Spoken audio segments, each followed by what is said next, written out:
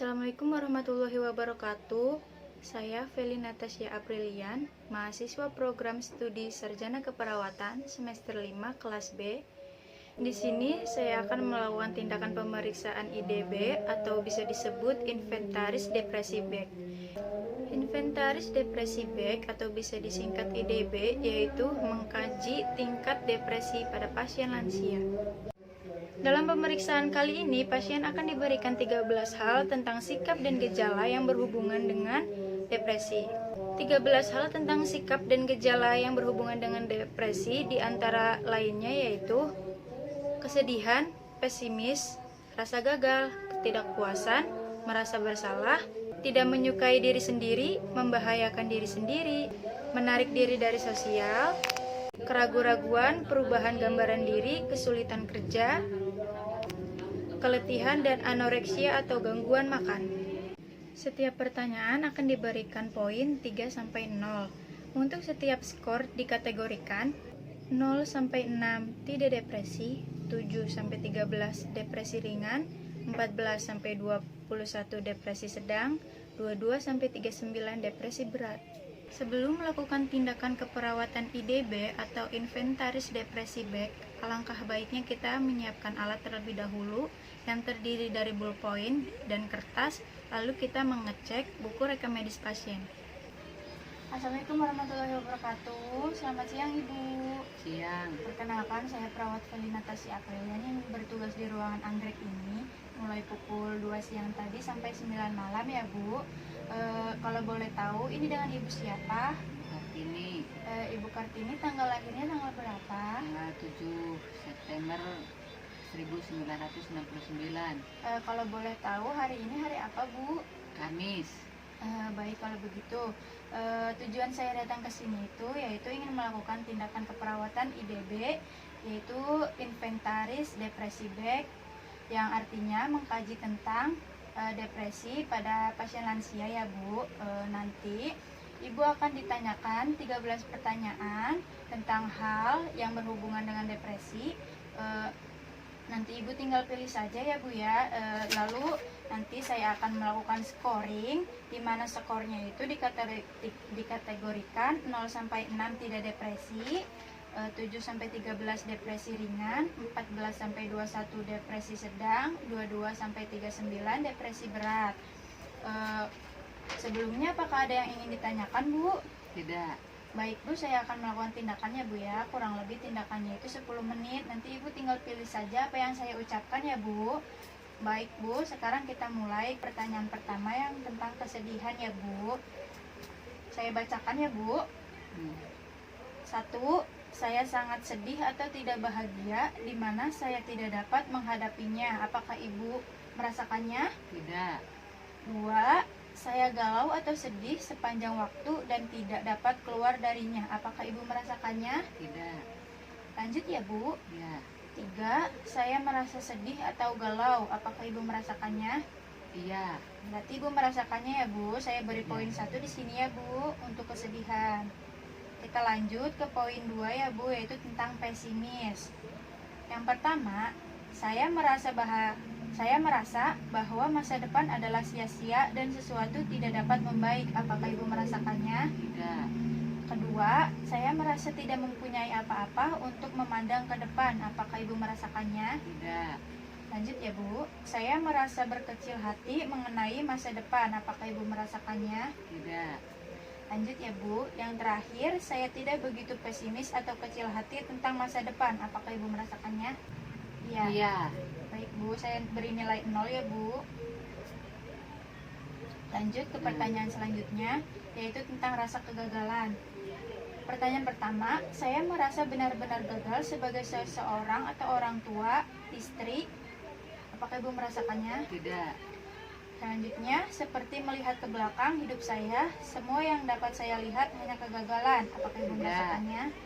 Selanjutnya, saya merasa telah gagal melebihi orang pada umumnya. Apakah Ibu merasakannya? Tidak. Yang terakhir, saya tidak merasa gagal. Iya. Baik Bu, selanjutnya kita ke pertanyaan selanjutnya yang tentang ketidakpuasan ya Bu. Saya tidak puas dengan segalanya. Tidak. Saya tidak lagi mendapatkan kepuasan dari apapun. Tidak.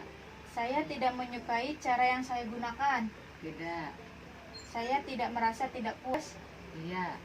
Baik Ibu, sekarang kita ke pertanyaan selanjutnya tentang rasa bersalah. Poin 3 yaitu saya merasa seolah-olah saya sangat buruk atau tidak berharga. Tidak. Poin 2 yaitu saya merasa sangat bersalah. Tidak. Poin 1 itu saya merasa buruk atau tidak berharga sebagai bagian dari waktu yang baik. Tidak. Nilai 0 itu yaitu saya tidak merasa benar-benar bersalah. Iya. Baik Bu, sekarang kita lanjut ke pertanyaan selanjutnya tentang tidak menyukai diri sendiri. Tidak kan bikin. Poin 3 yaitu saya benci diri sendiri. Tidak. Poin 2 saya muak dengan diri sendiri. Tidak. Poin 1 saya tidak suka dengan diri sendiri. Tidak. Poin 0 saya tidak merasa kecewa dengan diri sendiri. Baik Bu, sekarang kita ke pertanyaan selanjutnya tentang membahayakan diri sendiri ya Bu. Poin 3, saya akan membunuh diri sendiri jika saya mempunyai kesempatan. Tidak. Poin 2, saya mempunyai rencana pasti tentang tujuan bunuh diri. Tidak. Poin 1, saya merasa lebih mati. Tidak. Poin 0, saya tidak mempunyai pikiran mengenai membahayakan diri sendiri. Iya. Baik, selanjutnya tentang menarik diri dari sosial. Poin 3, saya telah kehilangan semua minat saya pada orang lain dan tidak peduli pada mereka semua. Tidak. Saya telah kehilangan semua minat saya pada orang lain dan mempunyai sedikit perasaan pada mereka. Tidak. Poin 1, saya kurang berminat pada orang lain daripada sebelumnya. Tidak. Poin 0, saya tidak kehilangan minat pada orang lain. Ya. Baik Bu, kita ke pertanyaan selanjutnya tentang keraguan-raguan. Poin 3, saya tidak dapat membuat keputusan sama sekali. Tidak. Poin 2, saya mempunyai banyak kesulitan dalam membuat keputusan. Tidak. Poin 1, saya berusaha mengambil keputusan. Iya. Baik Bu, baik kita ke pertanyaan selanjutnya tentang perubahan gambaran diri. Poin 3, saya merasa bahwa saya jelek atau tampak menjijikan. Tidak. Poin 2, saya merasa bahwa ada perubahan yang permanen dalam penampilan saya dan ini membuat saya tidak menarik. Tidak. Poin 1, saya khawatir bahwa saya tampak tua atau tidak menarik. Iya. Saya beri poin 1 ya Bu di perubahan gambaran diri. Selanjutnya kita ke kesulitan kerja. Poin 3, saya tidak melakukan pekerjaan sama sekali. Tidak. Poin 2, saya telah mendorong diri saya sendiri dengan keras untuk melakukan sesuatu. Tidak. Poin 1, ini memerlukan upaya tambahan untuk memulai melakukan sesuatu. Tidak. Poin 0, saya dapat bekerja kira-kira baik sebelumnya. Iya. Saya beri poin 0 ya Bu. Lanjut kita ke pertanyaan keletihan. Poin 3, saya sangat lelah untuk melakukan sesuatu. Tidak. Poin 2, saya sangat lelah untuk melakukan sesuatu. Tidak. Poin 1, saya lelah lebih dari yang biasanya. Tidak. Poin 0, saya tidak lebih lelah dari biasanya. Iya. Berarti poinnya 0 ya Bu. Lalu kita ke pertanyaan terakhir tentang anoreksia atau yang bisa disebut dengan gangguan makan. Poin 3, saya tidak lagi mempunyai nafsu makan sama sekali. Tidak. Poin 2, nafsu makan saya sangat memburuk sekarang.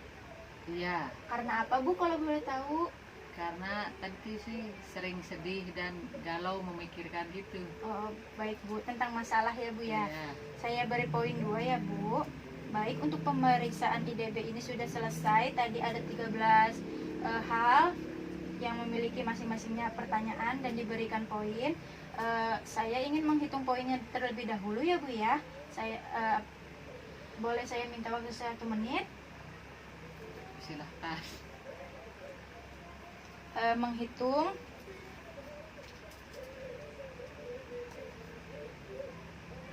dapatkan poin 5. Baik Bu, saya sudah menghitung ya Bu ya. Poin yang Ibu dapatkan tentang pemeriksaan IDB ini yaitu poinnya 5. 5 itu dalam skor dikategorikannya itu yaitu tidak depresi, di mana skornya 0 sampai 6 ya Bu, yang berarti Ibu tidak memiliki depresi, hanya saja memiliki pikiran mungkin ya Bu ya tentang kesedihan apapun itu. Baik Ibu, pemeriksaan IDB ini sudah selesai. Apakah ada yang ingin ditanyakan Bu? Tidak. Baik Bu, kalau begitu saya permisi ya Bu ya. Ya. Dokumentasi telah dilakukan pemeriksaan IDB kepada pasien Nyonya K di ruangan anggrek pada tanggal 1 Oktober 2020. Untuk hasilnya yaitu pasien tidak mengalami depresi karena skornya 5. Pasien sangat kooperatif. Nama jelas perawat Feli Natasha Aprilian, tanda tangan. Terima kasih. Wassalamualaikum warahmatullahi wabarakatuh.